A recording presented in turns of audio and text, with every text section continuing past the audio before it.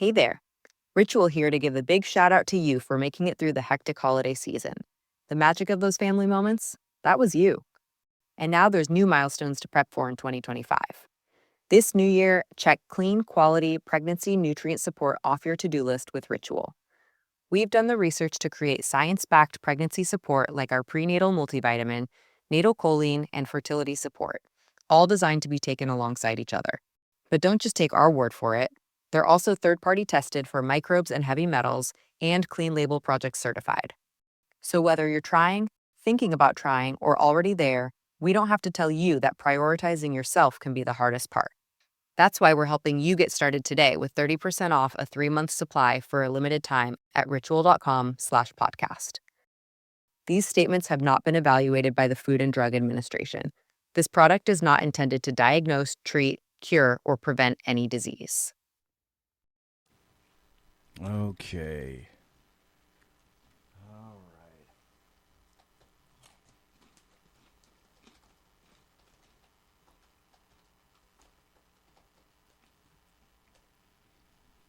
right. Okay. Spreaker now works because I can see we're getting bars. If you look up there, I can see that we're getting bars. That's the green bouncy thing? That's the green bouncy thing. So, let me see. Is it a program issue or a computer issue? I tell you what, I don't know. Now, I know Spreaker can be futzy. We're losing people, too. Great. Mary Brockman's going away. Wonderful. Now, this is XSplit trying to come up. And I've been having trouble with XSplit because it's taking a year and a half to come on board. When was the last time that computer was defragged? That's a good question. And the sad thing is, this is just about a brand new computer. This is a nice HP Envy. How much stuff is loaded on it? Well, now that I don't know. I don't know how much stuff we have. I don't know how much our hard drive. I haven't checked to see what our hard drive is. Okay, so Mary Brockman says, okay, got audio. She can hear us right now? Yeah. So, see, when I'm getting the little dots down below on Spreaker, that means that people can hear us. And Mary Brockman says, yes, you're on Spreaker. Now, at the time, what's happening right now, folks, and the reason that you're not hearing the intro, because obviously we're going to have to do the intro all over again. And you lost some of our best stuff, because we were starting to get on a nice roll there. It was amazing. Yeah, it really was and that damn idea good. You had is brilliant. And unfortunately, I don't know. think there's any way to recapture that moment. I'm going to have a tough time trying to remember all the things that I was saying. But see, look, XSplit is still locked up. And it's not even moving. Now it's showing just a glimmer. All right. Now, let's see if we can start. We have the technical difficulties screen? Yeah, but first, to get the screen, I have to go. You know what? I'm just going to go with Facebook right now, and I'm not even going to worry about YouTube. So I'm going to start the broadcast for Facebook. Okay, now it says I'm streaming live to Facebook. So, folks, well, Mike says no video. But you know what? Even if we don't get any video, oh no, here's a buzz. Looks to see if Facebook says SHR Media is live. So, screw YouTube. I'm not going to try to resurrect YouTube. But basically, we're going to pretend. Yeah, Mike in chat says, call Sean. Well, Sean is on vacation, and Sean's not going to be around. So we can call him. Oh, yeah. Do you think if we called Sean right now, do you think he would be sober? No. No. Oh, God, no. I don't either. So, and if he is, he would owe us a beer. Oh my God. Yeah. So let's just pretend like, you know.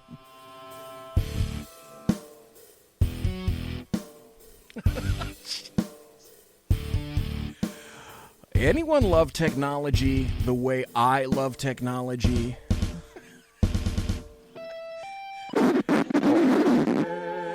Or the way Clint loves technology? Yeah. Just saying. This is the AO, unknown submarine contact in the vital area. Away the Nixie team away. Away the Nixie team away. Set general quarters. Set general quarters. General quarters, all hands, leave up station.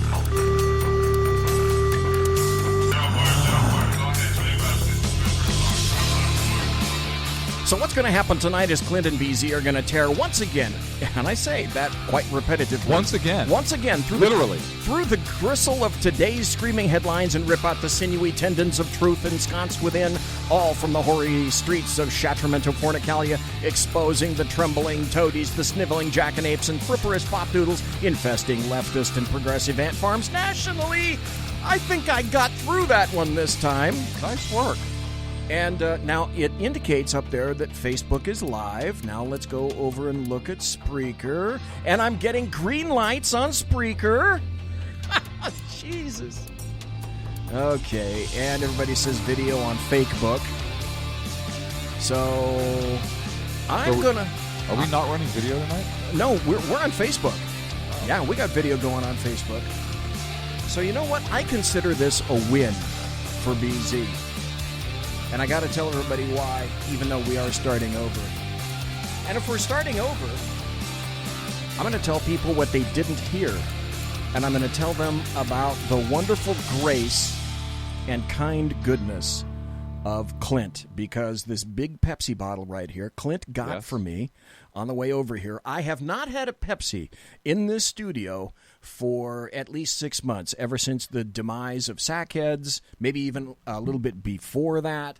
So thank you very kindly, Clint, like he used to do back when we had the band all back together. Yeah, before Sackheads, last week, yeah. not just last week. Yeah, but before Sackheads last Clint went and got me a nice Pepsi. So BZ, he's got his Pepsi back here. Cool. Looks like It looks like an Obama bumper sticker. Yeah, you were telling me that before the show, that it does look like an Obama sticker. So you didn't catch the reference until you actually just looked on it. No, you're right. You said, and I missed the reference before the show because of, look at the label there, and you made mention of the Obama reference to Diet Pepsi, and it just went over my head. Yeah. Did the Pepsi do that on purpose? No, I think the copying was on the part of the... Big shout out to you for making it through the hectic holiday season. This new year, get clean, quality, pregnancy nutrient support off your to-do list, including Ritual's best-selling Essential Prenatal Multivitamin, designed with 12 traceable key ingredients to support a healthy pregnancy. With big changes coming up, take the small steps now and start today with 30% off a 3-month supply at ritual.com/podcast. These statements have not been evaluated by the Food and Drug Administration. This product is not intended to diagnose, treat, cure, or prevent any disease. If you're a maintenance supervisor for a commercial property, you've had to deal with everything from leaky faucets to flickering light bulbs. But nothing's worse than that ancient boiler that's lived in the building since the day it was built, 50 years ago. It's enough to make anyone lose their cool. That's where Grainger comes in. With industrial-grade products and dependable fast delivery, Grainger can help with any challenge, from worn-out components to everyday necessities. Call, click Grainger.com, or just stop by. Grainger, for the ones who get it done. The Obamas part. And Pepsi may have taken just a bit of umbrage about that. Did you see the reaction to Peter Strzok,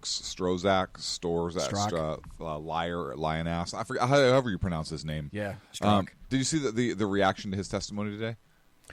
Or his is it testimony? It's not public, right? Is it? No, there were 2 committees that were interviewing him behind closed doors today. Yes. And essentially what he was doing, there was a Representative Mike, and I can't think of his last name. Goodlot? No, it wasn't Bob Goodlot.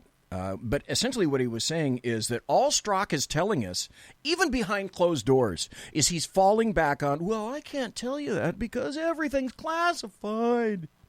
Well, yeah, and they also say eventually they want to take him public. They want to put him in a public. So, venue. he was told, according to Mr. Goodlot, Mr. Strozak Shipberg. I forget. However, I still can't pronounce his name. Shipberg is Shipberg. How do you pronounce it? What is it? Bergie. Strzok. Stroke. That's funny that you should mention that. There's a politician that does call him Stroke. That's hilarious. Is it Trey Gowdy? No. And when he says stroke, He's being serious. He's saying it very seriously. Well, he has to. He's not trying to. Oh, I think he is. Well, I think if he is, then he's doing it with a straight face. Well, he has to, right? Stroke. I mean, he's not going to look at him and go, "Yeah, hey, so Mr. Stroke." No politician is going to do that, right? But he's gonna say, "So, Mr. Stroke, God, correct?" That's funny.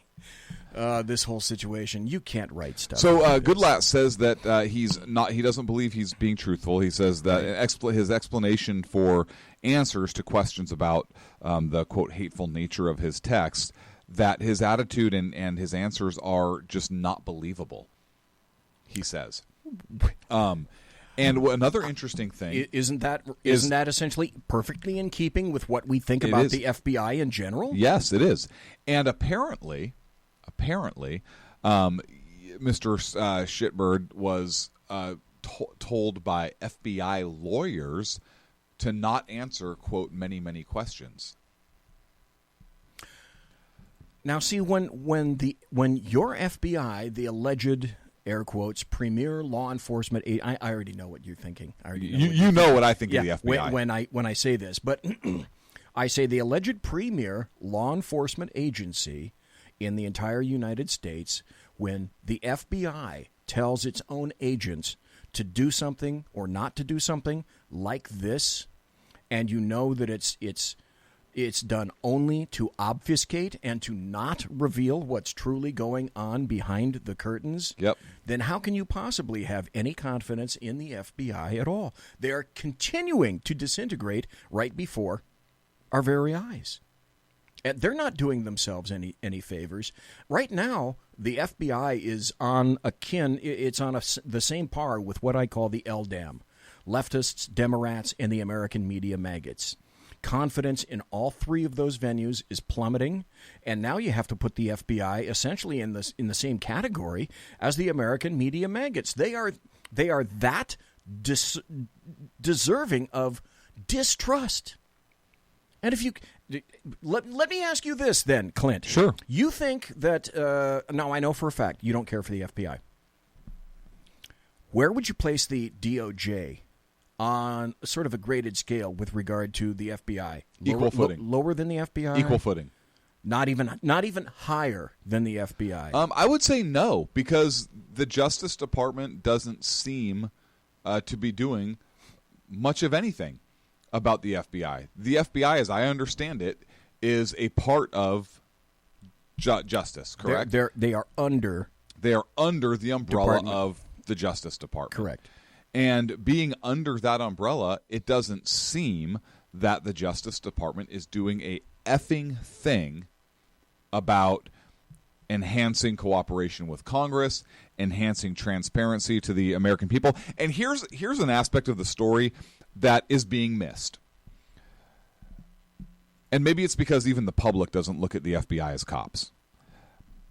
But we are in an age of, look at the level of scrutiny that law enforcement is put under today. Right, wrong, or indifferent, whether you agree with it, disagree with it, doesn't matter. Just all I'm talking about is just examine the level of scrutiny that law enforcement is under. Correct. Everything law enforcement does, they're under a magnifying glass. Is really under a magnifying glass. And should law enforcement be accountable to the people they serve? Well, of course they should be. That's a no-brainer. That's a basic tenet. That is a basic tenet. And should cops be videotaped while they're on a traffic stop or a contact? Well, yeah. Who gives a shit? It's not illegal. Right? It's not. Who cares? If you're not doing anything wrong, why should the officer care if he's being videotaped? I get people just don't like being videotaped, but guess what? You're wearing the uniform. You represent the government. You get videotaped. And now the people videotaping, everybody gets video. Yeah, everybody. Days. The officer should say, "Hey, you know what? Would you mind standing over there so you don't get hurt in case this guy jumps out of the car with a gun or whatever?" Right?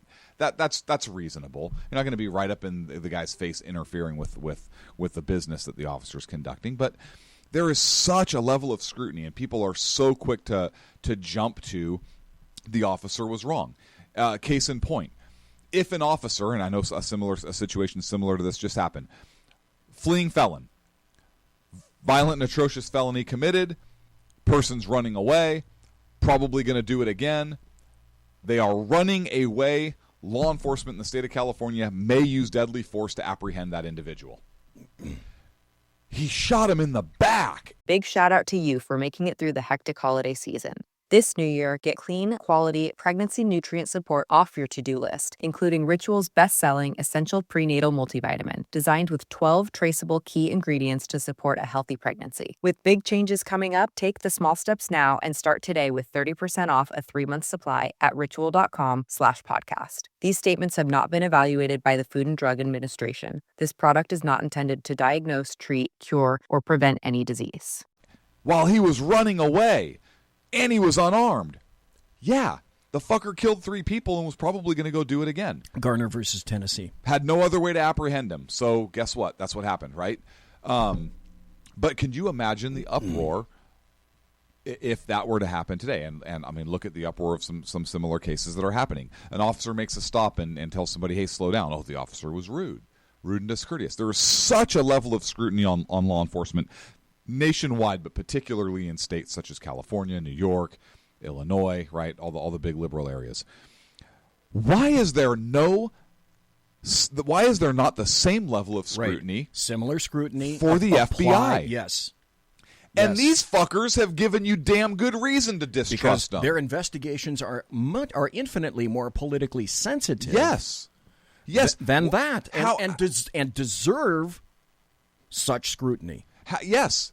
So how is it the public, how is it the left is not going out of their mind with this? The left is so quick to hate cops, to distrust law enforcement, to point out where law enforcement does something wrong, either real or perceived.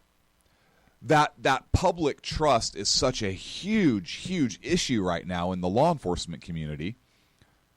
Why is that same standard not being applied to the premier law enforcement agency? Well, it's an excellent question. And how is nobody talking about this? Those same people on the left, those same groups that want to look after the folks that are out there risking their lives every day on the streets, people like you that served their whole career out there on the streets, why is it nobody wants to now, those same fucking people aren't saying, hey, wait a second, these are our federal cops, and there is dirty stuff going on there. Can you imagine if the FBI, if any organization, but can you imagine if the FBI was spying on the Obama campaign? You would still be hearing about it. It would be top of the page, top of the fold, every day since 2016. Damn right. And people would be going to prison. Oh, people would be in prison by People would be going to prison. But it happens to a Republican, and it's okay. We don't like him anyways. He's an outsider. Yeah. He's dangerous to our country. Tell you what, we're going to take a break. We're going to come right back. We have a whole bunch of issues to talk about. Yeah, I just want to know why nobody's talking about that aspect of it. We can continue with the cop stuff, but basically, this episode of the Chat Show is, hey, folks, are you tired of winning yet? Fuck no. I want to win some more. I'm not. Conservative media done right. You're listening to the SHR Media Network. Hey, it's Sean from the Sackheads Radio Show. Also one of the owners here at the SHR Media Network. Are you opinionated? Have you ever wanted to do your own show? Have you ever heard somebody like the Sackheads and go, yeah, I could probably do that better? Well, now's your chance. Send me a 5-minute clip at sackheadsradio@gmail.com, and maybe you can be part of the SHR broadcasting team. sackheadsradio@gmail.com.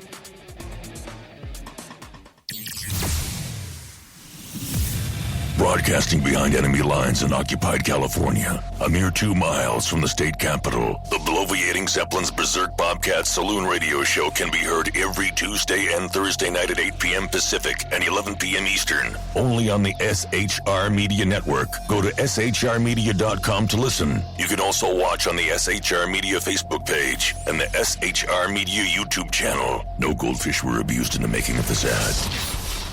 When dirty politicians, shadow governments, and deceptive Islam blind the world with fake stream media smoke, their only fear is one man with a cane. I'm Dave Milner. Join me through shrmedia.com, highplainstalkradio.com, and the Western Free Radio Network at Spreaker, YouTube, and iTunes for a different perspective weekly on the Unpleasant Blind Guy. And catch me on Jeff Mitchell's EDL Radio on blogtalkradio.com. There's no surrender ever. Because truth is not always pleasant. Hey guys, it's Sackhead Clint. I'm excited to tell you about a brand new show here on the SHR Media Network. I'm teaming up with the one and only all-powerful, the bloviating Zeppelin, sitting here to my left, bringing to you a fresh new show here on the network. It's Against Tyranny, and we'll be picking up where the Sackheads left off. Excited to be with you, sir. Sackheads Against Tyranny. We're going to chat. We're going to chat Wednesday nights. S-H-A-T. Sackheads Against Tyranny. Wednesday night, 11 p.m. Oh, it's the same time, right? 11 p.m. Eastern, 8 p.m. Pacific. Same SAC time, same SAC channel. Yep. SHRmedia.com. See what I did there? It's your business diva here, Melanie Collette. I am inviting you to a front row seat as I discuss some of the most intriguing details of wealth and finance with today's movers and shakers in the world of business. Listen in and discover financial truths on a global, domestic, and household scale. Uncover topics that will impact your wallet today and in the future. Money Talk with Melanie airs Monday through Friday, 5 p.m. East, 2 p.m. West, right here on SHR Media and High Plains Pundit Talk Radio. You can't afford to miss it.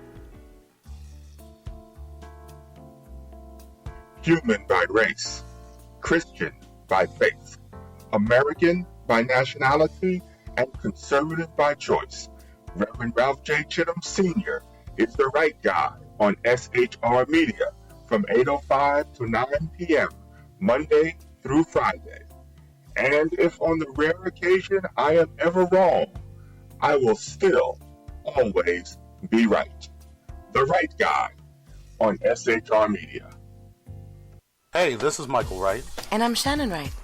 Join us for The Right Way with Shannon and Mike, Monday through Thursday from 7 to 9 a.m. right here on SHR Media. Why are they joining us? For fun things like sports, politics. Oh, maybe some news and entertainment? And all kinds of other things. Money and recipes and events, all kinds of stuff. Yeah, so join us Monday through Thursday, 7 to 9 a.m. here on shrmedia.com. Hey, BZ. So the plan's working. You got rid of Sacco. Sean is now stepping away. I never even saw him. And I know, and insidious. You know, we talked about this for a good for the last 3 years, and finally coming to fruition. You know, I'm still in the room, right? It's almost like he's here still. Did you hear that? Yeah, it's kind of. It's amazing. It's kind of at you. It's kind of eerie. Kind of poltergeist. Like a poltergeisty thing. Yeah, Sackheads Against Tyranny. You're listening to the SHR Media Network. There we go. We're back. The first half hour is over. Funny thing is, that was a really short first half hour. We were here for a half hour. Yeah, that's right. We were here for that time. Nobody else was. Hey, at one point we had 8 people in chat, and now it's down to 3. So everyone got tired of that. No, I'm sorry. I apologize. But Spreaker tanked, so I had to restart Spreaker. Then Facebook tanked, and YouTube tanked. Oh, and I forgot to tell you the best part. When I first got here, Clint's camera wasn't working. So I've got a blank screen where you're looking at Clint right now. Hello, Clint. There you are. Hello. Hello. That's Clint. Hello. And that was just a blank window. So I had to reconnect everything, restart the cameras, and so that works. Heavy sigh. Anyway, this is the Are You Tired of Winning Yet show. But before we go there, I wanted to play something that the left now are saying things like this. This is a story from Daily Wire, and it's crafted in this fashion. It's saying the Republican National Committee released a brutal campaign ad on Tuesday attacking the political left ahead of the 2018 midterms, highlighting their extreme rhetoric and actions. Okay, so why is everybody going nuts over this? And why is this worthy of, the foam flecking off the mouths of everyone? Well, you should go see the video. But I'm going to play the video, and you're going to hear the audio parts. There's enough audio in here to make it warranted. And all this is, folks, is a collage, a collection of leftists in their own words. That's all this is. A few years ago, ideas that we talked about were thought to be fringe ideas, radical ideas, extremist ideas. Those ideas are now mainstream. I just don't even know why there aren't uprisings all over the country. And if you see anybody from that cabinet in a restaurant, in a department store, at a gasoline station, you get out and you create a crowd. And you push back on them. And you tell them they're not welcome anymore, anywhere. Do something about your dad's immigration practices, you feckless. What's Uncle Tom but for white women who disappoint other white women? One way you get rid of Trump is a crashing economy, so please bring on the recession. When was the last time an actor assassinated a president? I have thought an awful lot about blowing up the White House.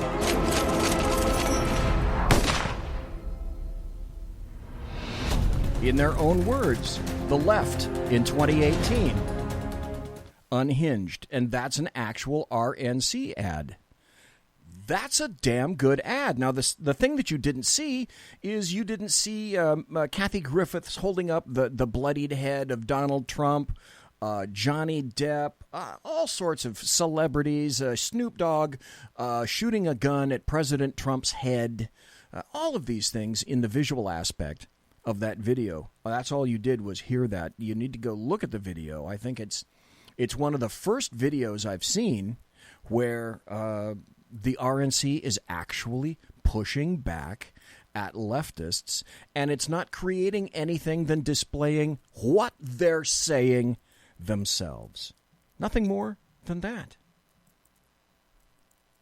Any thoughts on that particular video or what the content was? I think it's brilliant that they're using their own words. Obviously, I want to say against them, but really kind of bringing to bear maybe the members of the party that don't really understand where the party is headed right now. I think that there is a struggle for identity within the party. I think you have the young, the young Democrats, quote unquote, who are actually Marxists. They are socialists. And that's where they want to see the Democratic Party go. And then you have some traditional Democrats that don't. Because what was it? What was the one area where Democrats and Republicans, Blue Dog Democrats and Republicans, generally agreed? It's basically on the market, right? And that a good market is good for the economy, and that market forces kind of drive things. That was typically the only thing they agree on. I mean, for the most part, it's kind of how we get there was different. Yeah, right. Social policies, pretty much never. That'll supply side economics versus, but the socialists. That's not the case. They are polar opposites from the Republican point of view. So. I think I would like to see a little bit more from that ad.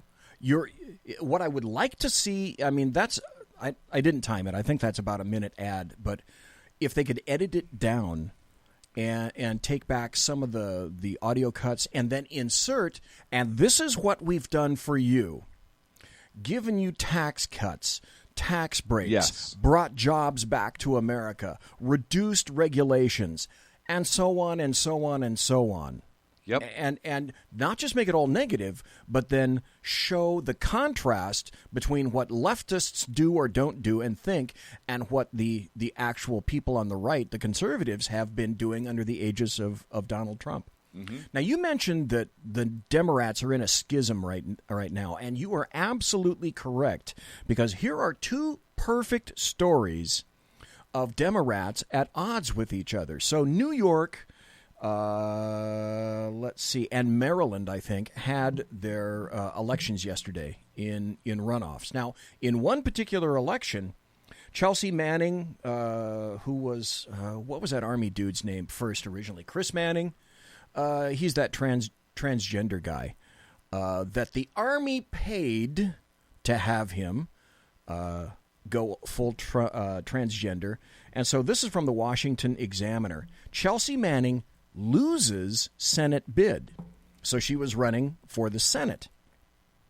It says activist Chelsea Manning was defeated in a bid to deny Senator Ben Cardin, Democrat, Maryland, renomination on Tuesday. She always faced an uphill battle against the incumbent Cardin. So, okay, you got a battle because you're dealing with an incumbent. You're a brand new chickie on the block. She lagged badly in the fundraising. Okay, that's always going to be an issue, fundraising, and faced questions about how active she really was on the campaign trail. So she attracted national attention, blah, blah, blah. Well, Ben Cardin in Maryland is a big dude, and he's got a lot of money behind him. And he paid attention to the election. He paid attention to this election. Now, I want everybody to contrast that election with what happened in New York last night also. In New York, a 28-year-old socialist, a democratic socialist. She is an avowed socialist. That's her party. She ran under the aegis of Democrat. She managed to turn upside down a very powerful 10-term congressman in New York State. So she's a 28-year-old named Alexandria Ocasio-Cortez. She's a Latina running her first campaign. She kicked out 10-term incumbent Republican Joe Crowley, obviously a Democrat, in New York's 14th congressional district on Tuesday. And one of the things that it was discussed is that he didn't pay attention to her, and he sent other people in by proxy to represent him because he didn't take her seriously. But also, as with Sanders, now she was a huge, huge supporter of Bernie Sanders. And we all know the deal between Hillary Clinton and the DNC and how they screwed over Bernie Sanders. That's an issue for another day. But essentially what she has said is that she wants hot and cold running abortions, hot and cold running free everything, including tuition for students, free health care, basically anything. You know, she's trotting right along the perfect party lines of a socialist. I would argue that it is illegal. So it's here. It's hang here. On. I would argue that it is illegal for a socialist to hold office in the United States or in any state. And I argue that not on the not on the grounds of the Communist Control Act of 1950 whatever 56 whatever it was. Well, during the Charlie McCarthy. But I would, which I think that law is actually still in effect. Joe McCarthy. I think that law is actually still in effect. I actually argue it on the grounds of the Constitution, and I think it is unconstitutional for any socialist or communist to take or hold public office. And here's why. Because they represent a group of people. And here's why. I'm going to quote to you Article 4, Section 4 of the United States Constitution that says, the United States shall guarantee to every state in this union a republican form of government, and shall protect each of them against invasion and on application of the legislature or of the executive when the legislature cannot be convened against domestic violence. The United States shall guarantee to every state in the Union a republican form of government. So the question then becomes, well, what does the Constitution say is a republican form of government? A republican form of government is not a socialist government. If you look at the teachings of... And it's not a democracy. It is not a democracy. I submit that the government of the state of California is illegal under the United States Constitution, because through the laws and the process that we have, in fact, I mean, just look at the budget, what it takes. Now, we are essentially a democracy in the state of California. We may be a republic on paper in name, but in practice, the state of California is a democracy. I would submit to you, which I say is unconstitutional. Well, because it's a Democrat supermajority. It's a freaking democracy. So I think that a socialist holding office, and you have to look at the Federalist Papers, and the founders' writings on republicanism in terms of not a party but as a form of government. And we really took a Republican form of government and put it on steroids. That's how we are designed to be. So one of the key tenets of our Republican form of government is popular sovereignty, right? The sovereign, the fact that the citizens are sovereign. The power comes from the people. Yes. And based upon that basic tenet, that also is in direct conflict with socialism. Oh, clearly. The power has to come from government. If the United States Constitution specifically outlines that we maintain a Republican form of government, not only at the federal level, but at the state level, how is it constitutional or legal for any socialist, communist, or person who believes in pure democracy to hold office in the United States of America? You're making a point that is moot, and I suggest it is in this fashion because you're talking so far beyond the ken of most Americans in the United States, and certainly millennials and Gen Xers, who I don't believe have the mental fecundity to understand the concept that you're trying to put out there. But that doesn't make it moot. That just makes them ignorant. In their world, it makes it moot. I could ask them today if anyone out there, 90% plus of the millennials would not be able to tell me what is the difference between a city and a county. Further, I'll bet none of them could tell you what is the difference between a police officer and a deputy sheriff. None of them could tell you the three branches of government. None of them could tell you, say, how many bills. How many amendments are there in the Bill of Rights? What does the First Amendment say? What does the Fourth Amendment say? What does the 10th Amendment say? What percentile of people are sufficiently educated in a fashion to have Democrats not pull the wool over their eyes like they're doing right now? But that doesn't make it legal. No, of course, no. I'm not arguing that at all. But you're saying it's moot. I argue that it's moot in terms of how they view, how they feel. Okay, the emotions. So let me ask you this: why has there been no action taken to remove the Bernie Sanders of the world, to unseat or to not allow this particular individual to hold office? I have your answer. Very easy. One word: fear. Who can rally people on social media in a moment? Leftists. So let me ask, and Donald Trump. To a degree, but let me ask you this question. Okay. Let me ask you this question. I'm going to come back to that. Yeah, no, please do. But I want to make sure I get to this because we have only 9 minutes left, and I want to get to this point because it plays right into this story. So, in terms of the election of the socialists, so you and I, as citizens of this state of California that we live in, are we not harmed by the government that's in place right now? We are, in my opinion, we are harmed every day by this government. Do we not have standing to bring legal action on constitutional grounds against the state of California for their illegal, unconstitutional behavior, particularly of specific members that may represent districts in which we live? Standing, yes. Funding, no. Popular support in this state, no. Yeah, fuck popular support. We just need it to go to the U.S. We know what the outcome's going to be up all the way up through the Ninth Circuit. We know that. There's no surprise there. The Ninth Circuit is not going to say, yeah, sorry, California, you got to get rid of your socialist legislative members. They're not going to say that, right? Hell no. Oh, yeah, sorry, you're going to have to redo some of your processes because federal government has to guarantee a Republican form of government, and clearly you don't have that.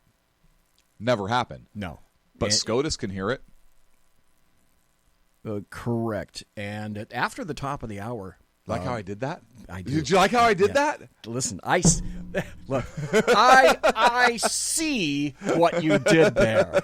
And I knew you were going to ask me, do you see what I did there? And you know what? I see what you did there. And we're going to do that after the top of the hour. But going back to this little chickadee, here's the thing that's kind of interesting about the article is... Which article? About the socialist having won in New York. Okay. This guy is the fourth-ranking Democrat in the entire House of Representatives. And I think where's the stat? The stat was he outraised her in terms of funding by 10-1. Yet she won. Because this is the mindset in the state of New York. They're all ready for socialism. This is something that the bulk of the people have apparently determined that this is a good thing. And this is how ridiculously stupid and ill-educated these people are, because they learn from nothing. They can't see history. They learn nothing about what's happening across the pond in Europe right now in terms of socialism, immigrants, etc. They know nothing about what, or care. Let me add that as well. Or care. They don't care about what's happening across the pond. They couldn't care less about what's happening down in the Central America area and South America and about Venezuela. They couldn't care less about that. They couldn't care less about what's happening in Mexico and what's about to turn a page in Mexico. All they know is they want what they want when they want it.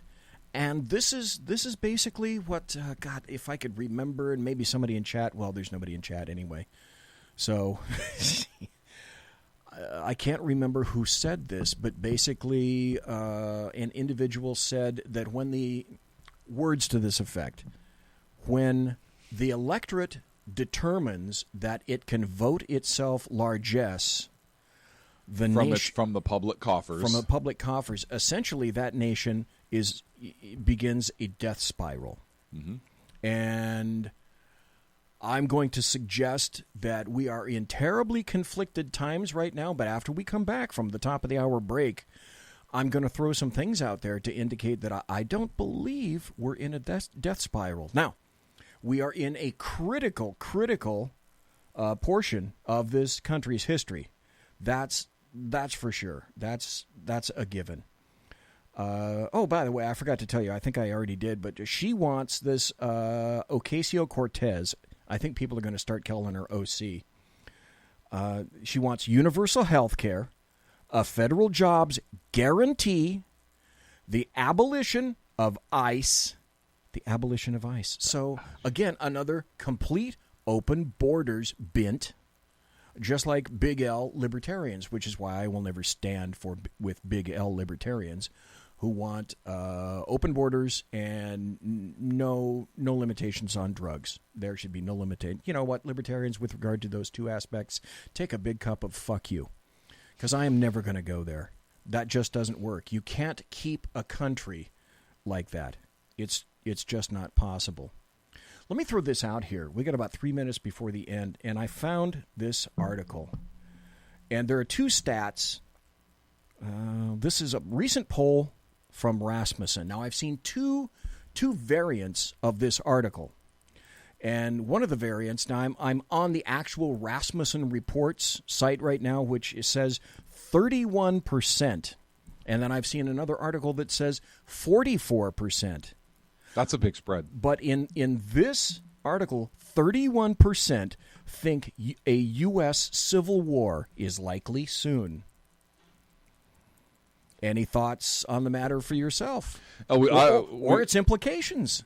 We've talked about this actually several times on Sackheads.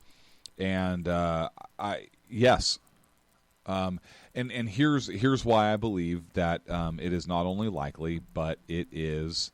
Are you going? I believe that it's not only possible, but I believe it's likely. But you won't go so far as to say as you think it's inevitable? I don't know that I think it's inevitable. I think it's likely. And here's what I base that on. Okay. In this country, we used to know where we were going. For the most part, we knew we wanted to be here. We wanted to have this form of government. We want this set of freedoms and guarantees for our people. We want these things. And we disagree on how we get there. Okay? We had debates such as the Federalists versus the Anti-Federalists, right? Right. Do we have this much power given to this branch of government, or this much power? Should we have a constitution, or should we continue on with the Articles of Confederation? So we've typically disagreed on how we get there in certain things, and maybe some economic policies and so forth. The other time in history where that no longer happened, two times, right? One, when we were in direct conflict we wanted a representative form of government or representation in Great Britain or England, particularly when they're trying to tax us and so forth. Right, the standard no taxation without representation. And you had the Americans wanted this, the English wanted this. It reached a breaking point. You ended up with essentially a civil war, yes, where we had two countries. The other time that happened is during the attempted abolition of slavery, where the North wanted this and the South wanted this, and there is no middle ground. You want something this way, no slavery. You want something this way, slavery, for economic purposes, right? The North says, no, there is no, you have no states' rights here in terms of this. And the states say, no, the states are supreme. The federal government has no power to regulate this, slavery being the issue. However, there's no middle ground there. It reached a particular point. We ended up with civil war. We're at a point now where, again, we are headed to polar opposite directions. Look what we're down to. Are we to the point where, like a divorce, these are irreconcilable differences, at least at this point? I don't... At this point, the differences are irreconcilable with certain groups that are dead set on accomplishing this. And this being a communist form of government, a socialist form of government, fascist form of government, if you're like a white nationalist or whatever, something other than the Republican form of government we have. A big government. Government is control, or government owns everything. Free everything for everybody. And that is so diametrically opposed to what the other side, what the Republicans, the conservatives, are trying to hold on to, which is a Republican form of government, where that government is administered through the power which is given to them by the people. Hold that thought. We're going to go to a break. I want to say thank you to the people that have come back. I went back into the chat room, and some of the people have come back, and I thank you very much for doing that. We got Simone in chat. We got White Mamba in chat. We got Michael John Pasqua in chat. We got Whiskey Dale in chat. White Mamba, before we go to the break, said this about what you were talking about in terms of a suit, and I happen to know that White Mamba is an attorney in Florida. He says it's virtually impossible to sue a state in federal court without states setting aside its sovereign immunity. Can only wish the feds would come to California to enforce USA immigration laws and arrest mayors and officials in sanctuary cities. But if the federal government, if the United States Constitution guarantees that every state has a Republican form of government, if the state does not have that form of government, or is not governing itself in accordance to the Constitution, then how is it they can be sovereign or not hold themselves accountable for that? Or how is it the federal government cannot compel that? And folks, on that note, we're going to have to take a break. We'll be right back. We're going to get into... And that's a question. That's not an argument. That's a question. It is, and it's a legitimate question. I just want to say this before we leave to come back after the top of the hour, is not all is lost. Not all is lost. Because not everything is dead. Not everything because we have hope is and change. Bleak. We do have hope. And change. And at least we've got at least what I found in my sofa today. Perfect. Conservative media done right. You're listening to the SHR Media Network. Hey, it's Sean from the Sackheads Radio Show. Also one of the owners here at the SHR Media Network. Are you opinionated? Have you ever wanted to do your own show? Have you ever heard somebody like the Sackheads and go, yeah, I could probably do that better? Well, now's your chance. Send me a 5-minute clip at sackheadsradio@gmail.com, and maybe you can be part of the SHR broadcasting team. sackheadsradio@gmail.com.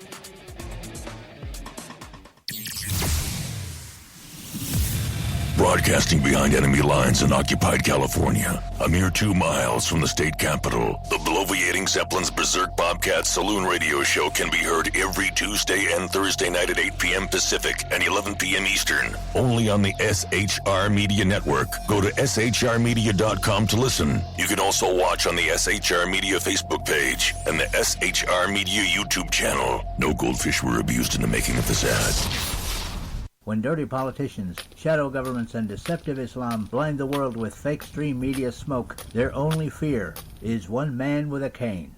I'm Dave Milner.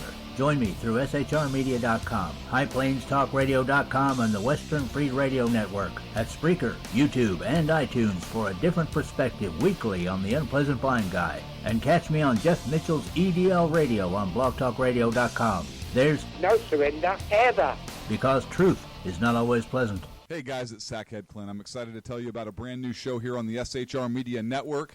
I'm teaming up with the one and only all-powerful, the bloviating Zeppelin, sitting here to my left, bringing to you a fresh new show here on the network. It's Against Tyranny. And we'll be picking up where the Sackheads left off. Excited to be with you, sir. Sackheads Against Tyranny. We're going to chat. We're going to chat Wednesday nights. Sackheads Against Tyranny. Wednesday night, 11 p.m. Oh, it's the same time, right? 11 p.m. Eastern, 8 p.m. Pacific. Same SAC time, same SAC channel. Yep. SHRmedia.com. See what I did there? It's your business diva here, Melanie Collette. I am inviting you to a front row seat as I discuss some of the most intriguing details of wealth and finance with today's movers and shakers in the world of business. Listen in and discover financial truths on a global, domestic, and household scale. Uncover topics that will impact your wallet today and in the future. Money Talk with Melanie airs Monday through Friday, 5 p.m. East, 2 p.m. West, right here on SHR Media and High Plains Pundit Talk Radio. You can't afford to miss it. Human by race, Christian by faith, American by nationality, and conservative by choice. Reverend Ralph J. Chittum Sr. is the right guy on SHR Media from 8:05 to 9 p.m. Monday through Friday. And if on the rare occasion I am ever wrong, I will still always be right. The right guy on SHR Media. Hey, this is Michael Wright. And I'm Shannon Wright. Join us for The Right Way with Shannon and Mike, Monday through Thursday from 7 to 9 a.m. right here on SHR Media. Why are they joining us? For fun things like sports, politics. Oh, maybe some news and entertainment? And all kinds of other things. Money and recipes and events, all kinds of stuff. Yeah, so join us Monday through Thursday, 7 to 9 a.m. here on shrmedia.com. Hey, BZ. So the plan's working. You got rid of Sacco. Sean is now stepping away. I never even saw him. And I know, and insidious. You know, we talked about this for a good for the last 3 years, and finally coming to fruition.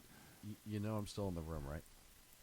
It's almost like he's here still. Did you hear that? Yeah, it's kind of. It's amazing. It's kind of at you. It's kind of eerie. Kind of poltergeist. Like a poltergeisty thing. Yeah, Sackheads Against Tyranny. You're listening to the SHR Media Network. Ladies and gentlemen, this is the second hour of the Sackheads Against Tyranny show.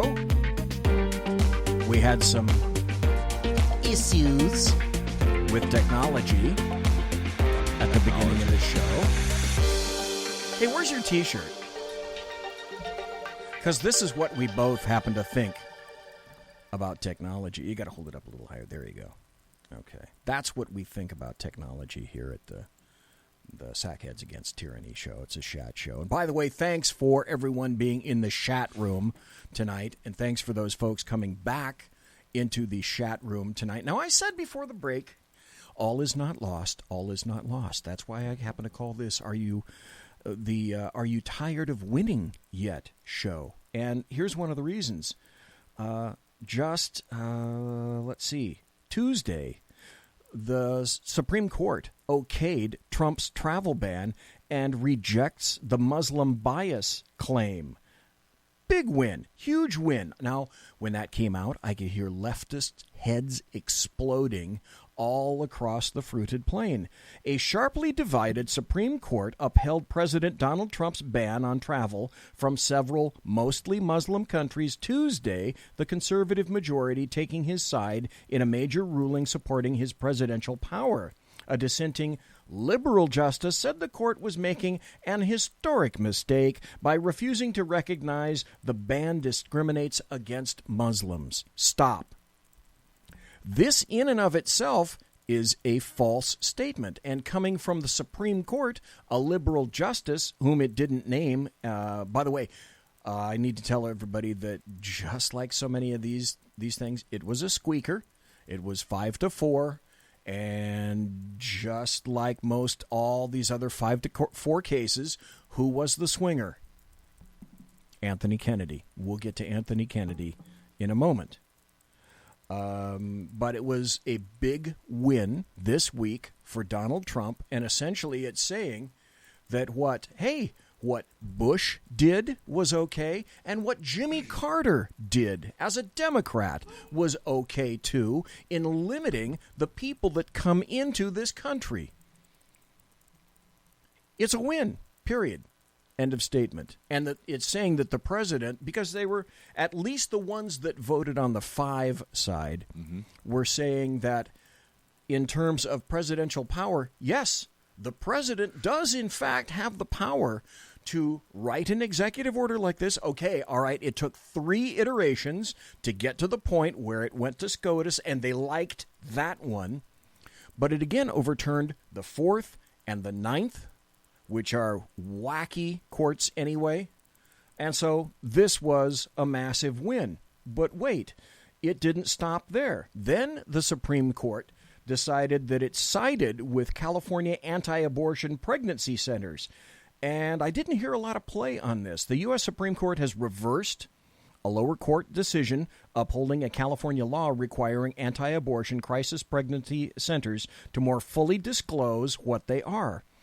Here's the fundamentals of the case. The case pitted the right to know against the right of free speech. On one side are self-identified crisis pregnancy centers that seek to prevent abortions, and on the other side is the state of California, which enacted a 2015 law to ensure that these centers do not intentionally or unintentionally mislead the women who walk through the doors. Again, that was a 5-4 ruling. The court said the centers are likely to succeed in their claim that the law violates the First Amendment. That overturned an earlier decision by who? The Ninth Circuit. Yeah, because the crux of that case is that the state is attempting to compel speech. Yes, exactly. And the state cannot compel speech. It lacks the power to do that. Correct. So, writing for the majority, now Justice Thomas, who squeaked by getting into the Supreme Court himself after testimony by Anita Hill, if we remember back in 1993,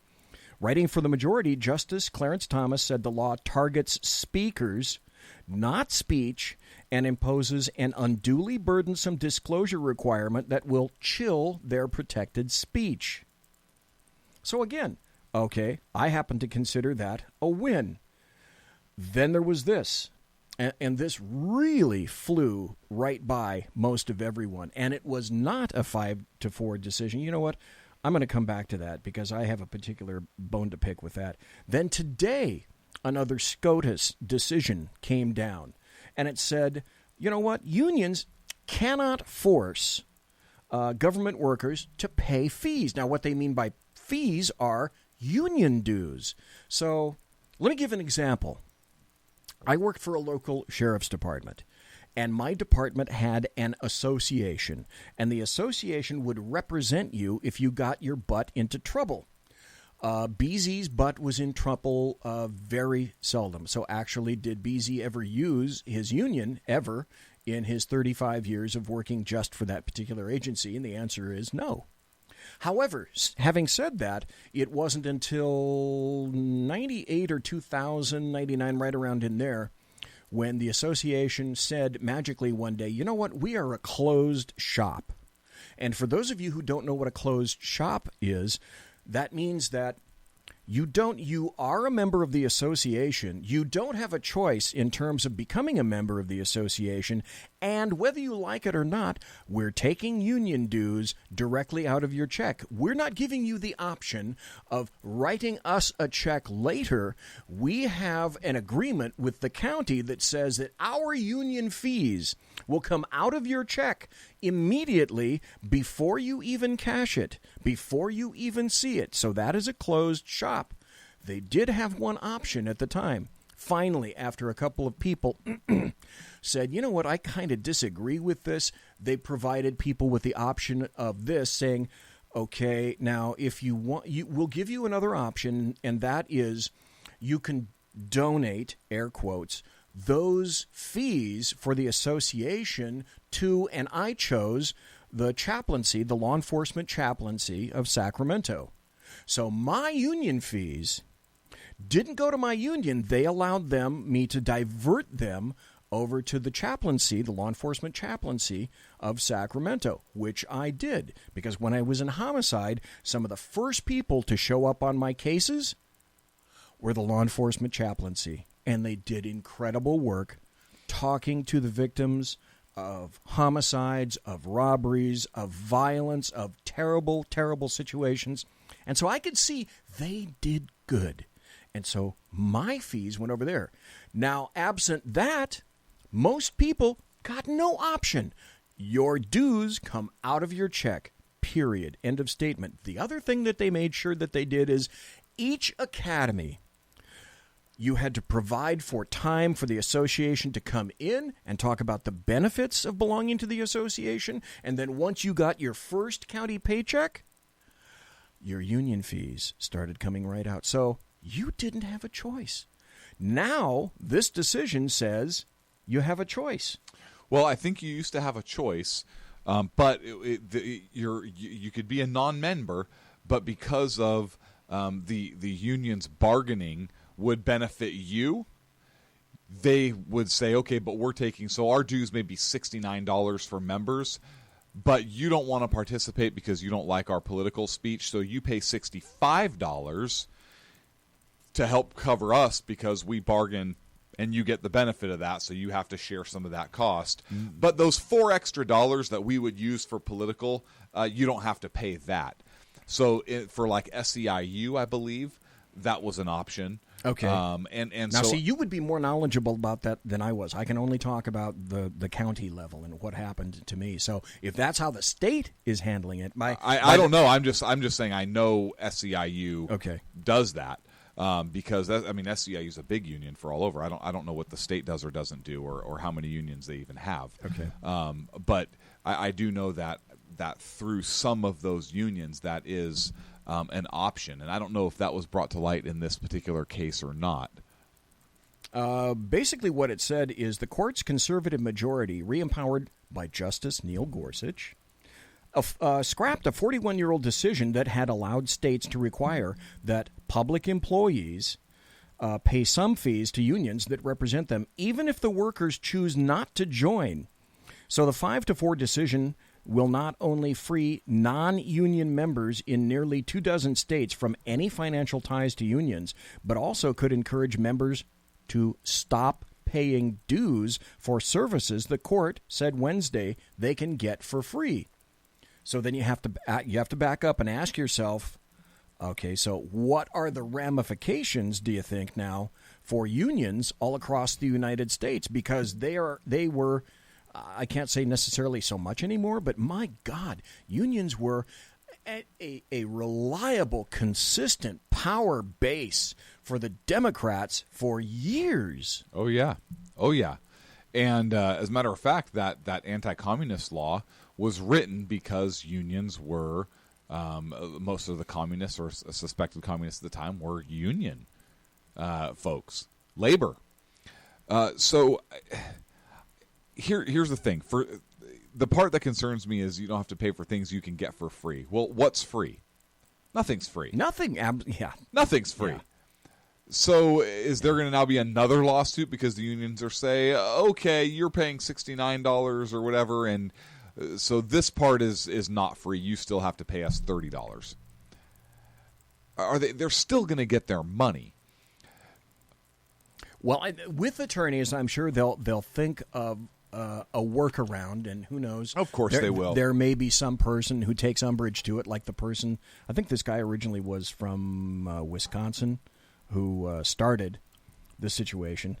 Of course, the NEA is upset. There are already plans, said Lily Eskelson Garcia, president of the National Education Association. They're going after our members. The American Federation of Teachers president Randy Weingarten said unions should not be dissuaded. Don't count us out. Well, which means that they're going to think of workarounds because that's what human beings do. Of course they are. And then there's going to be another case, and it's going to take another 2, 3, 4 years. And anyways, because what would be the point of staying in a union at that point? If you're going to reap the benefits anyways, because they're bargaining, it's not like the public sector is going to say, okay, because you're in the union, we're going to pay your members this, and we're going to pay your non-members this. Unless that's how liberal states, counties, whatever, are going to get around forcing people to be union members, is they're going to say, here is the state rate. Now, for that same classification, union members, the union bargained for their members this pay rate. So if you want that pay rate, you should probably join your union. Okay. A good argument, a valid argument, and I can see unions making that argument, but now they're really going to have to try to scatter and skitter for cash, whereas before it was just a gimme. It was a big damn gimme. But that's where the government, they may say, hey, hold tight for a year or two, let the ramifications of this set in. We'll see how this plays out. And when your membership, it may shrink, but when your membership is getting $3,000 a year more than non-members, those people will come back to you because they'll want that extra $3,000. Yeah. Unless that doesn't happen. Here's a quote. Right, unless the people are like me or you and we say, oh, fuck it, take your extra $3,000 a year. Yeah, because I didn't care for my association's politics. Yeah. But that's just me. I'm weird. Here's a quote. States and public sector unions may no longer extract agency fees from non-consenting employees, Justice Samuel Alito said in his majority opinion in the latest case in which Gorsuch, an appointee of President Donald Trump, provided a key fifth vote for a conservative outcome. Already, Neil Gorsuch coming around, making a difference, and making a big difference, which leads inevitably into this point. Now, I'm not going to say I told you so, but I told you so. I said in late December, early January, that there was going to be a second SCOTUS nomination available sometime this summer. I don't remember that, but I do.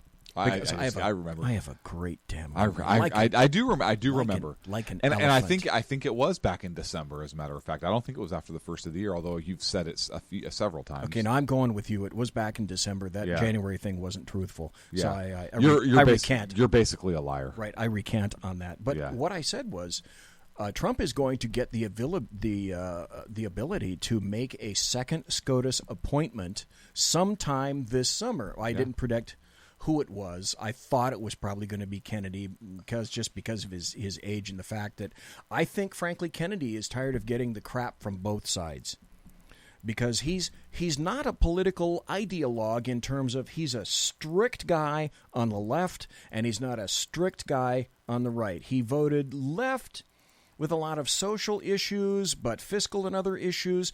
He voted along with the right. So he's not really either side's baby, so to speak. And I think perhaps at the age of 88, he may have gotten just a little bit tired of that. And is he 88 or 81 or? No, I think he's. I'm going to look at the story here. I think he's 88. Well, let's put it this way: he's old enough to have been appointed by Ronald Reagan. Yeah. So that dates you just for a little bit right there. Yeah.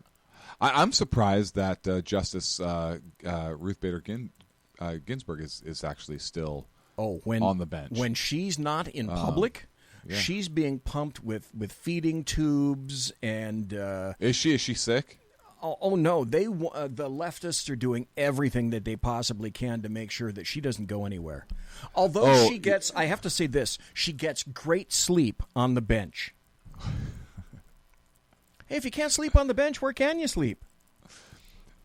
She still has. I disagree with a lot of her opinions, but she is a good legal.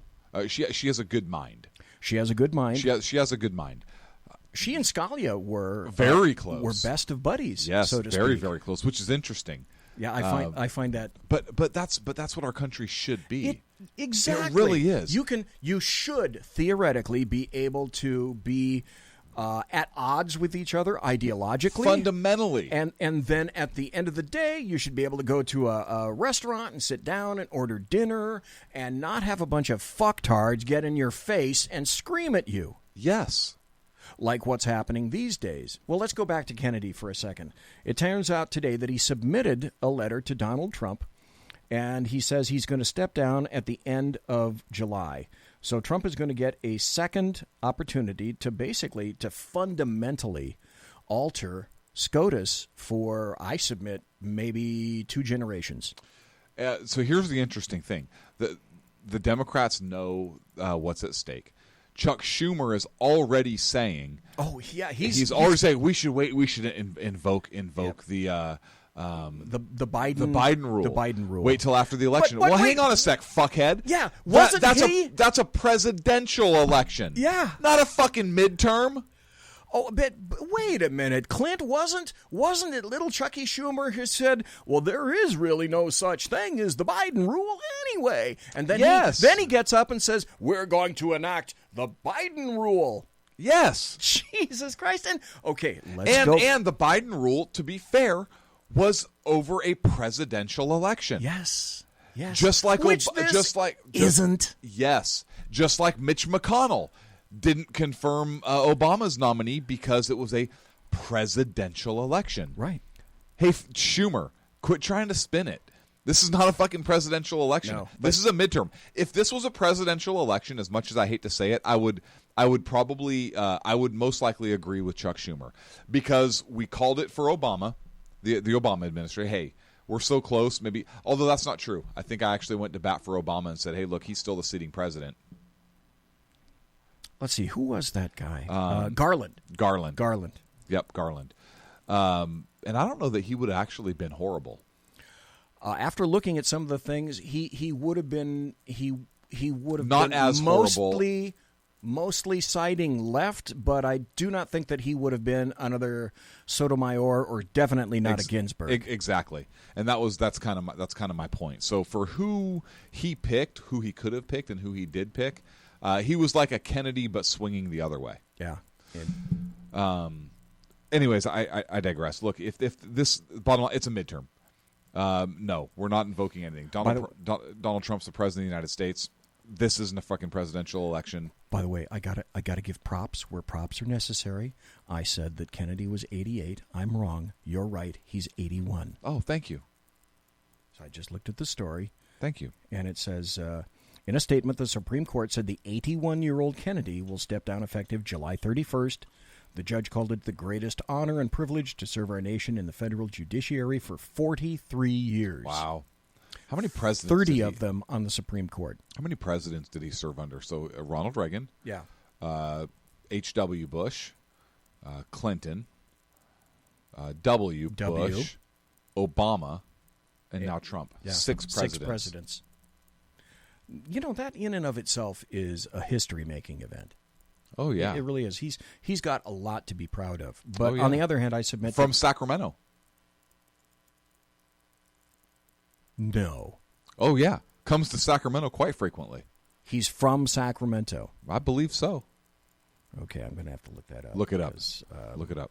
I didn't know that. So here's the deal. Already, like you indicate, Schumer has come out and said, literally said, whoever Trump nominates, we're going to go against.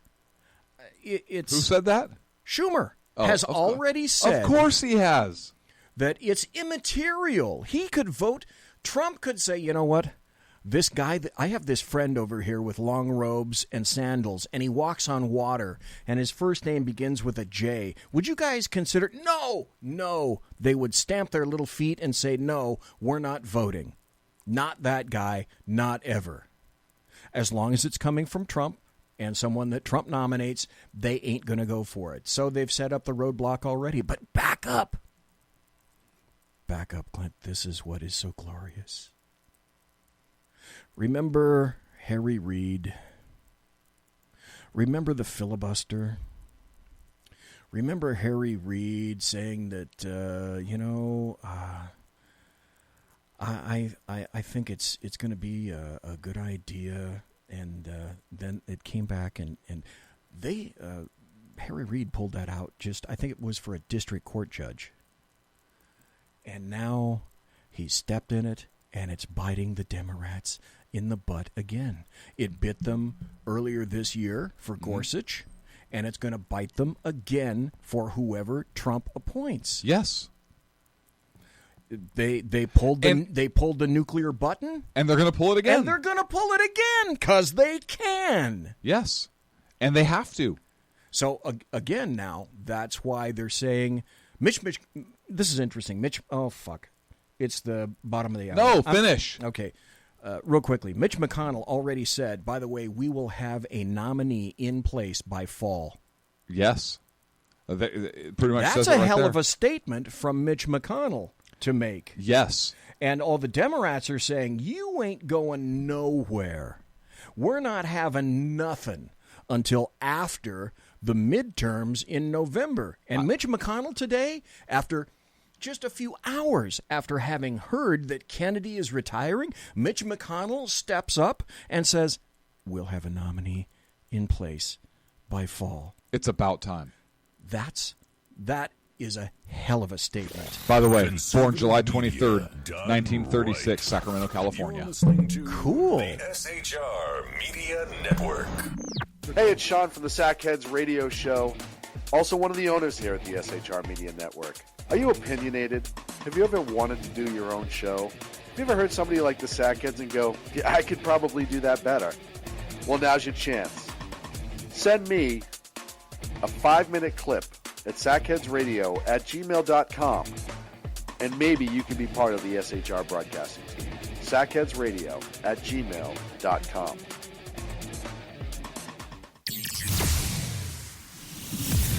Broadcasting behind enemy lines in occupied California, a mere 2 miles from the state capitol, the bloviating Zeppelin's Berserk Bobcat Saloon Radio Show can be heard every Tuesday and Thursday night at 8 p.m. Pacific and 11 p.m. Eastern, only on the SHR Media Network. Go to shrmedia.com to listen. You can also watch on the SHR Media Facebook page and the SHR Media YouTube channel. No goldfish were abused in the making of this ad. When dirty politicians, shadow governments, and deceptive Islam blind the world with fake stream media smoke, their only fear is one man with a cane. I'm Dave Milner. Join me through shrmedia.com, highplanestalkradio.com, and the Western Free Radio Network at Spreaker, YouTube, and iTunes for a different perspective weekly on the Unpleasant Blind Guy. And catch me on Jeff Mitchell's EDL Radio on blogtalkradio.com. There's no surrender ever. Because truth is not always pleasant. Hey guys, it's Sackhead Clint. I'm excited to tell you about a brand new show here on the SHR Media Network. I'm teaming up with the one and only all-powerful, the bloviating Zeppelin, sitting here to my left, bringing to you a fresh new show here on the network. It's Against Tyranny. And we'll be picking up where the Sackheads left off. Excited to be with you, sir. Sackheads against tyranny. We're going to chat. We're going to chat Wednesday nights. SHAT. Sackheads against tyranny. Wednesday nights, 11 p.m. Oh, it's the same time, right? 11 p.m. Eastern, 8 p.m. Pacific. Same sack time, same sack channel. Yep. SHRmedia.com. See what I did there? It's your business diva here, Melanie Collette. I am inviting you to a front row seat as I discuss some of the most intriguing details of wealth and finance with today's movers and shakers in the world of business. Listen in and discover financial truths on a global, domestic, and household scale. Uncover topics that will impact your wallet today and in the future. Money Talk with Melanie airs Monday through Friday, 5 p.m. East, 2 p.m. West, right here on SHR Media and High Plains Pundit Talk Radio. You can't afford to miss it. Human by race, Christian by faith, American by nationality, and conservative by choice. Reverend Ralph J. Chittum Sr. is the right guy on SHR Media from 8:05 to 9 p.m. Monday through Friday. And if on the rare occasion I am ever wrong, I will still always be right. The right guy on SHR Media. Hey, this is Michael Wright. And I'm Shannon Wright. Join us for The Right Way with Shannon and Mike, Monday through Thursday from 7 to 9 a.m. right here on SHR Media. Why are they joining us? For fun things like sports, politics. Oh, maybe some news and entertainment? And all kinds of other things. Money and recipes and events, all kinds of stuff. Yeah, so join us Monday through Thursday, 7 to 9 a.m. here on shrmedia.com. Hey, BZ. So the plan's working. You got rid of Sacco. Sean is now stepping away. I never even saw him. And I know, and insidious. You know, we talked about this for, for the last 3 years, and finally coming to fruition. You know I'm still in the room, right? It's almost like he's here still. Did you hear that? Yeah, it's kind of... It's amazing. It's kind of at you. It's kind of eerie. Kind of a poltergeist. Like a poltergeisty thing. Yeah, Sackheads against tyranny. You're listening to the SHR Media Network. Ladies and gentlemen, you're listening to the Sackheads Against Tyranny. Sackheads Clint and Sackheads BZ. We're at the final 25, the last 25 minutes of the show. 2 hours gone pretty much damn fast. Talked about a lot of stuff. This is the Are You Tired of Winning Yet episode of the Chat Show. No. Thanks, everybody, for being here in chat, because already SCOTUS this week upheld the travel ban. SCOTUS upheld 4 California pregnancy centers. SCOTUS said, you know what, unions can't force dues out of you. You forgot one. And we're going to get to that other one, which is this. They also ruled that, you know what, if you want to get cell phone location data, go get a warrant. So, good. And I say exactly that. I worked for 41 years doing this stuff. I worked in theft, I worked in warrants, I worked in child abuse, I worked in sex assaults, I worked robbery and also homicide. I had to get arrest warrants. I had to get search warrants. Now, as a Fed kind of dude, I had to get pen registers, I had to get Title IIIs. And if I wanted to do those, I just didn't take out a couple of alligator clips and climb up a phone pole. I had to actually go and apply an affidavit. I had to make my hero statement in the affidavit and then submit it to somebody. And the state side, I had to go trot over to the DA to go get a warrant, or I had to go trot over in front of a judge. We already talked about Judge Ransom and how incredibly cool Judge Ransom was. We had our Judge Ransom stories. But hey, if I have to get a warrant, you should have to get a warrant, because none of this stuff should be free. So This was a wonderful decision, and the reason it was a wonderful decision, it was 6-3, correct? No, it was 7-2? I was just about to tell you it was 7-2. Who are the two jackholes who decided? I had to respect the Fourth Amendment, so why doesn't anybody else have to respect the Fourth Amendment? Okay, here we go. No, actually, I'm wrong again. Boy, this is not a good night for me. Supreme Court rules warrant required for cell phone location data. The Supreme Court on last Friday, said the government has to obtain a search warrant before demanding an individual's cell phone location records from a telecommunications company. In a 5-4 decision.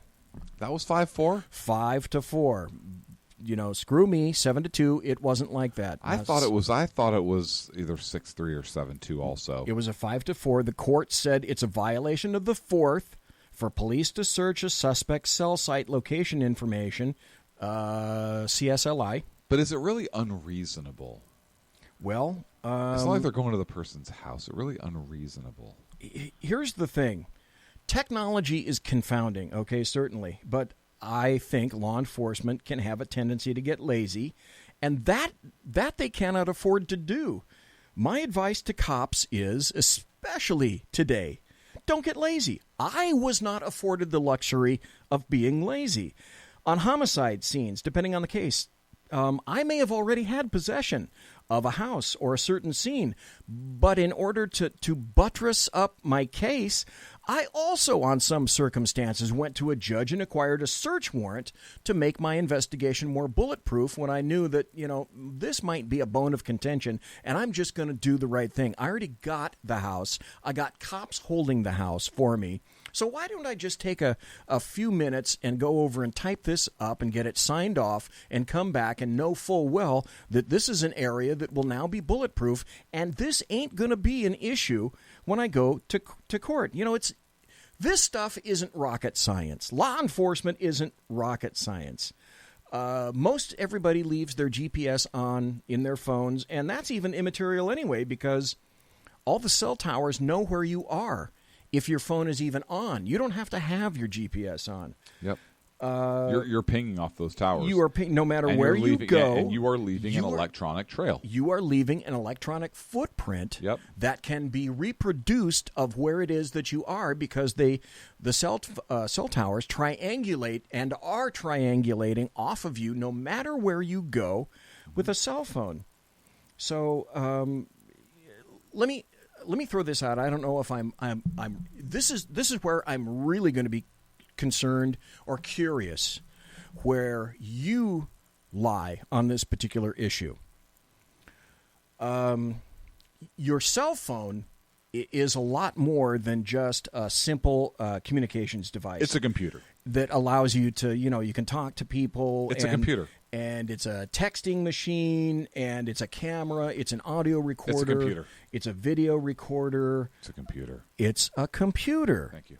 Exactly. It's a wallet. So people wallet. People have their lives in their cell phone, and that was a selling point, by the way, of Steve Jobs when he started the iPhone. He said, you can have your life right here in this cell phone, in something this big, like I have in my hands right now. That was a selling point. More power than what took us to the moon. Exactly. That was the power of an iPhone, and that was the major selling points as far as Steve Jobs was concerned. Okay, so in my opinion, breaking into a cell phone is like breaking into your personal computer at home. It's just about the same damn thing. And I would wager that probably people keep more stuff in their cell phones than they do on a laptop at home or a tablet at home, because the cell phone goes with them wherever they go. And they want the convenience of all that information in one package right here, easily accessible. So I'm going to throw this out. There's a device called a Stingray. Okay, this is what is called an IMSI catcher, and it can be used to track and locate cell phones, cell phone devices, and users. It can block signals. It can intercept communications. It can force cell phones to disconnect from their towers, from their servers, and connect up to it specifically. It's got a lot of other functions. Let me throw this out too. If you happen to be folks, and maybe you've wondered for yourself, I got a lot of time to do this. If you've ever wondered why late at night, for example, you hear, and especially if you're in an area that doesn't have a lot of military traffic, or if you're in an area that doesn't have a lot of commercial aviation traffic, and if late at night you happen to hear what sounds like a small plane making sort of a consistent pattern, and you hear it, damn, I've heard it for like 3 nights now, 4 nights now, 5 nights now, and it doesn't seem like it's a big military airplane, and it doesn't seem like it's a commercial aircraft. It's not making all that noise. It sounds like a little private plane, maybe a 1-engine plane, a 2-engine plane, but that sucker's kind of buzzing around at night, and I'm just wondering why it's up there. Chances are pretty good that the occupants of that plane have a Stingray, and they're going after the cell signals of somebody that they want to find out who, where, what they're doing, where they're going, and the Stingray is employed by either a local, state, or a federal agency trying to do that. And I can tell you for a fact, there was a period up to about a month ago, and I noted this. I kept track of this because I would leave this studio. I leave this studio at about 10:30 Pacific, and that's 1:30 on the far right coast. And when I got out for about a month ago, every night for almost 2 weeks, as I got out, I heard the continuous drone of a small private plane making a consistent pattern. It wasn't just buzzing by. It was making a pattern time and again and again. It would move off a little bit, and then I could hear it. So chances are pretty good that was some agency with a Stingray inside the plane. With this caveat, though, the Stingray device now, as of, I think it was last year, the Washington, D.C. Court of Appeals came back and overturned a Superior Court conviction of a guy who was located by police using a cell site simulator, or a Stingray. And the court ruled the defendant's Fourth Amendment rights were violated when law enforcement tracked down the guy using his own cell phone without a warrant. So I think that was a good decision. You want to do something like this? Go get a warrant. And I think the decision from SCOTUS with the Fourth Amendment issue with getting cell phone data, I think that was perfectly warranted too. Cops, I see what you did there. Thank you. You're welcome. Cops shouldn't be able to just tap information. You got to have what we call PC, or probable cause. Technology is always going to stay a step or two ahead, but I always customarily reiterate, law enforcement, especially these days, you cannot afford to be lazy. You just can't afford it anymore. I had to acquire search warrants, okay? There's no reason current law enforcement shouldn't do the same thing. It's going to help your case. It's going to give it more strength. It's going to build trust. Build trust in courts. In court, yep. In the community. Yep. And here's the other deal. Because if you lack probable cause for a warrant for that should activate all the bells and klaxons that maybe your case isn't exactly what you think it is. Yes. Which is why, going back, and this just popped into my brainulus, the FBI going and acquiring a FISA court warrant predicated upon bullshit is such an unmitigated disaster for the FBI, but that's a case for another time. But I'm curious what you think about the issue with regard to the current SCOTUS case, talking about cell phone data retrieval, and also about the Stingrays. I would argue that use of the Stingray is obtaining cell phone data, and the warrant would be required. Yes. But for the longest time, it wasn't, and the Stingray's been out for at least 5 years. Yeah. So I look, I am a small government guy. I'm a big privacy guy. And huge privacy guy. Yeah, myself and you. I do not believe the government should be engaging in that type of activity. I don't like the fact that they have the capability to tap into my phone, that every text message that I send is being recorded and stored somewhere. Folks, that is true. That's not a conspiracy. No, that is absolutely true. How is the government allowed to collect that data without a warrant? And then, so what's the difference? Is this Supreme Court case going to impact their ability to do that? Not their ability to, but is it going to in fact impact them doing it?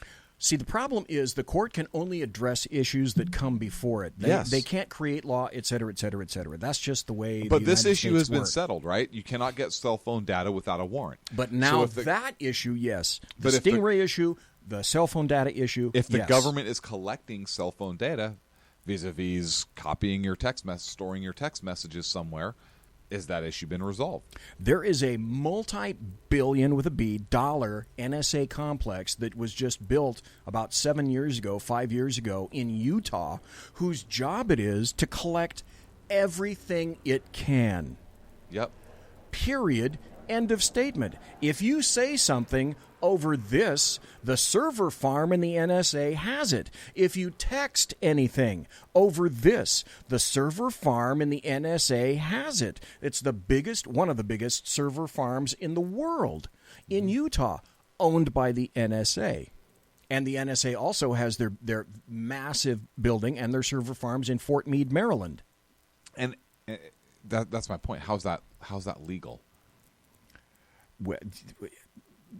Is that not a wiretap? No, that's a valid question. Is that not a wiretap? That's a perfectly valid question, but I would throw this one back at you. It's another if-then equation.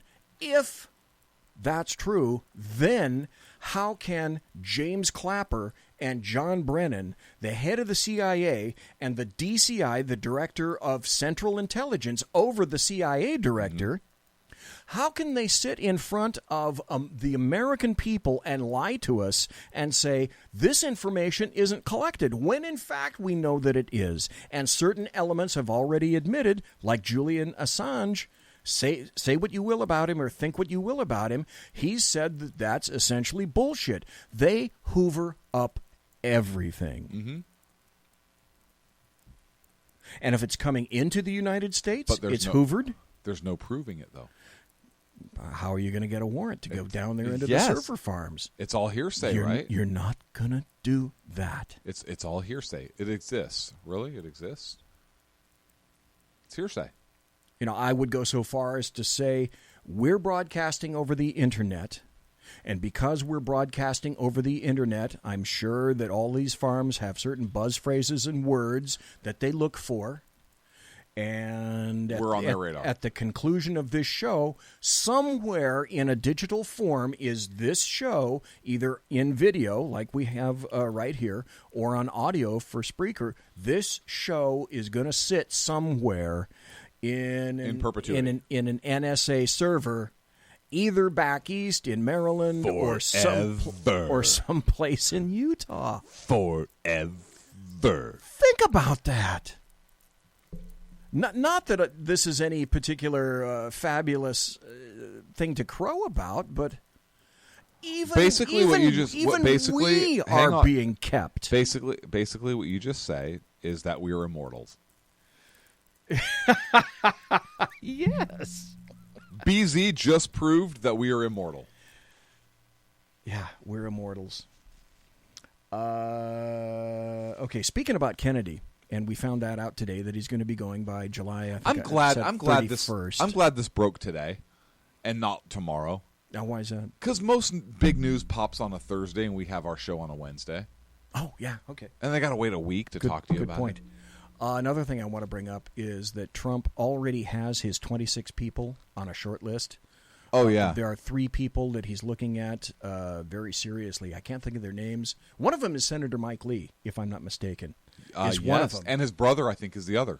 And the third of his top 3 candidates are, damn him, a woman. No. Ah, crap. How does that happen? That's who he needs to pick. Oh, Jesus. Well, wasn't the female number 2 to Gorsuch? You may be right on that. I cannot think of her name, but I'm in my head. I'm seeing a visual. I watched a news broadcast. I see what you did. Broadcast. Thank you. Thank you very much. bigot. Blatant bigot. We only got 2. about 7 more minutes left. Thank God. I want to. I know. I want to throw this out here because I'm looking for your input on this. Are you sure you want my input? I'm in a rare form right now. When I told you this story, you said, "Are you kidding me?" And so I just want to light Clint up again. Oh, jeez. Jeff Flake, Senator Jeff Flake. Oh, fuck. From Arizona. Now, there are 2 Arizona senators, 2 infamous Arizona senators, both Republicans. One is John McCain, and the other one is Senator Jeff Flake. Yeah. So Jeff Flake has made a statement, yesterday, and he says, I will block Trump judicial nominees until GOP votes on tariffs.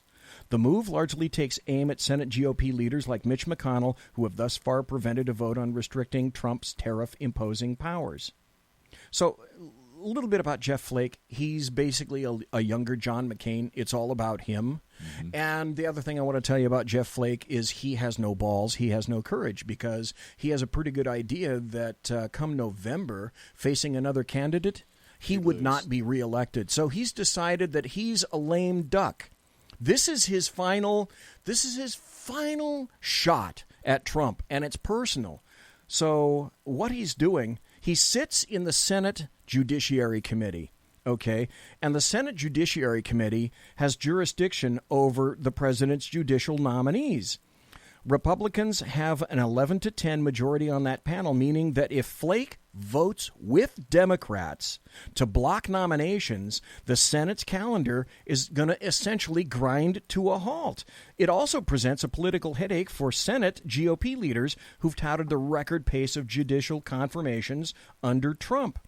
So essentially what he's doing is if he doesn't get his way and he's a lame duck, he's going to take all his toys home and just shit in the punch bowl. Now, but here's the thing.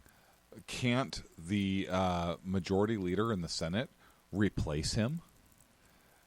Can't they do that as quote-unquote punishment when they're not going along?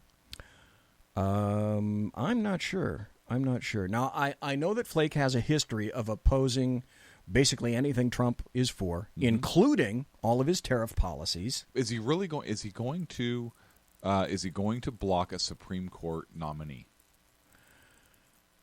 That's the big question. That is a big one, and I would submit the potential exists for that to occur. And can he block a Supreme Court nominee? I would not throw that out. Can he block a Supreme Court nominee, or is it the nomination and now the Senate gets to vote? That's a really good question. I know that basically he's hanging up statistics I've heard are anywhere from 11 to 15, except for him, which would be surefire appointments. So when it comes to a vote, he said he ain't going to go that way. And so with that slim majority, if he decides that he's going to go with the Democrats, he wins. They win. The Democrats win. Mm-hmm. That's how craven this bastard is. And in that regard, that's why I submit this guy's just another younger John McCain, only he's taking his toys and going home earlier. At least John McCain had the fortitude to fuck with the GOP for a hell of a lot longer time. Yeah. If you remember, John McCain was the guy that threatened to go over to the Democrats because he wasn't getting his way when he was in the GOP. Mm-hmm. And then finally the GOP said, okay, you can go over there. And, well, okay, I won't. I'll remain a Democrat. John McCain's going to go away anyway. Some are thinking that it might be his wife who replaces him in Arizona. I don't know if that'd be good or not. I'd be very, very, very careful. Yes. With that. Yep. Because what we know also, by the way, in not Venezuela, but Nicaragua. Remember Daniel Ortega in Nicaragua? He's still their president, by the way. I do. And Nicaragua has become everything that Daniel Ortega fought against. And now he's decided that he has appointed his wife as vice president of Nicaragua. So, John McCain, I'm not sure that you guys really want to be going there in Arizona. Well, I think we've had a fine time tonight. I think so, too. Don't you pretty much? I think so, too. We've discussed a hell of a lot of stuff. It was an uplifting show. I got, for the most part. We had a hell of a lot of SCOTUS wins. But did we hire an attorney tonight free of charge to us? Let me look and see if Mamba said he would. I haven't seen anything that indicates that he's going to represent. He didn't say no. He does say this. This is interesting. You'll enjoy this. Yeah. He says, now, I'm quite sure that SHR is on some government list. At least the info is stored somewhere for some purpose. Privacy is a myth. He's absolutely correct. Absolutely. And he says the other party to an email can disclose the contents anyway. Since they're not a government actor, then no Fourth Amendment protection anyway. But you make the point to be made, which is he didn't say no. He didn't say no yet. Yeah, he didn't say no. We're already, that's an implied yes. Yes, well, exactly. That's an implied yes. That's what when I worked for the sheriff's department at EVOC, when we were stealing things to put the program together and whatnot, and if somebody would say, you went. By the way, I did this one time. I went to the office. A sheriff's department office way over in Natomas, and I took a desk because we needed a desk. It was sitting out in some resource officer's hallway, and there were 5 of us, and we needed equipment, and I could have sworn that somebody said, that desk right there, it's free. So EVOC took that desk, put it in the back of a trailer, and we took it back to EVOC because we needed a desk for our secretary. The only problem was it happened to be Captain Serrano's desk, but other than that. And my justification for that is I pointed to somebody else over at EVOC, and I said, I'm not at fault. He's at fault. He didn't talk me out of it. And that's how you justify this stuff. Just saying. Hey, we're going to be back next week. Yes, we will. We're going to chat next week. By the way, to let folks know, I'm going to have Sharika Soul on tomorrow night for about the first half hour. She's a leftist who got screwed over by leftists. And now she's a rightist. And now she's a MAGA supporter, but she is a very liberal person. She happens to be a black female. She's a sexual assault victim. Her son is a sexual assault victim, so she feels very strongly about that. But after she took some leftists to task in Hollywood, they've been sending, literally, I read this, they've been sending her texts and tweets that say similar to, die nigger bitch. Are you freaking kidding me? I'm not kidding you. So she's the leftists are? Yes. From celebrities. We'll get into that tomorrow. Thanks for listening to the Shat Show. Shatramento. And we'll see you later, guys. Good night. She has celebrities sending her that?